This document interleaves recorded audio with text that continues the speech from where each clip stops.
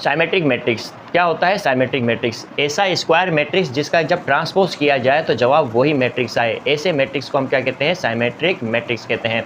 तो symmetric matrix square matrix होता है। स्क्वायर मैट्रिक्स 2x2 का भी होता है, 3x3 एंड 4x4 का भी होता है एंड सो ऑन, इस तरह के स्क्वायर मैट्रिक्स होते हैं। क्या हर तरह के स्क्वायर मैट्रिक्स साइमेट्रिक मैट्रिक्स होंगे? तो हमारा जवाब होगा नहीं।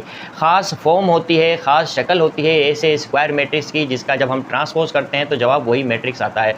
तो हम वो शक्ल देखते हैं किस तरह की फॉर्मेशन होती है साइमेट्रिक मैट्रिक्स की। तो मैं यहाँ पर 3x3 का एक साइमेट्रिक मैट्रिक्स बनाता हूँ। किस तरह से? ये मैट्रिक्स ए बनाया मैंने, इस तरह से 3x3 का बना रहा हूँ मैं। अब पहला काम मैं क्या करूँगा कि मैं एक मेन डायगोनल बनाऊँगा। मेन डायगोनल के एलिमेंट लिखूँगा ए बी सी, मैंने मेन डायगोनल के एलिमेंट लिखे। मेन डायगोनल से ऊपर मैं जो चाहे एलिमेंट लिख दूँ, जैसे मैंने 2 लिख दिया, 3 लिख दिया, 4 लिख दिया।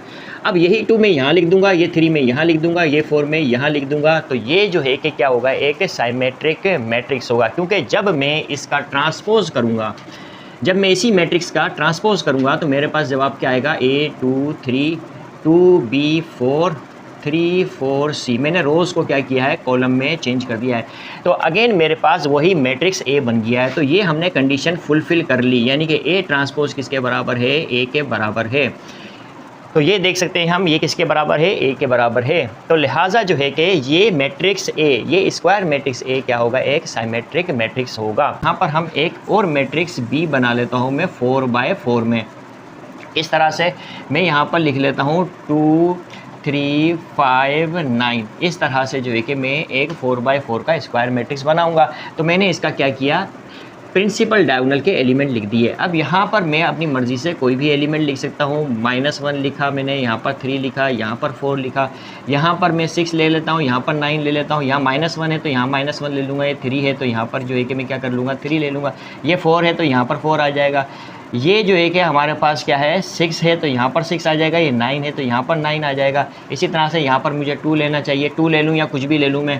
यहाँ पर 2 लिया है तो यहाँ पर भी 2 आएगा। तो ये मैट्रिक्स क्या होगा? ये एक साइमेट्रिक मैट्रिक्स होगा, क्योंकि जब मैं इसका ट्रांसपोज करूँगा तो मेरे पास जवाब क्या आएगा? यही मैट्रिक्स आएगा।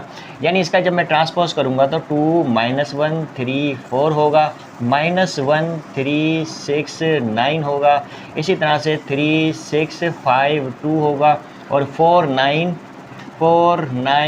2 9। मैंने क्या किया? रोज़ को कॉलम में चेंज कर दिया है। तो हमारे पास ये जो B ट्रांसपोज है, हम देख सकते हैं किसके बराबर है? मैट्रिक्स B के बराबर है। तो लिहाजा मैट्रिक्स B क्या है? एक साइमेट्रिक मैट्रिक्स है। तो अब हम यहाँ पर लिख सकते हैं कि B ट्रांसपोज जो है वो किसके बराबर है? मैट्रिक्स B के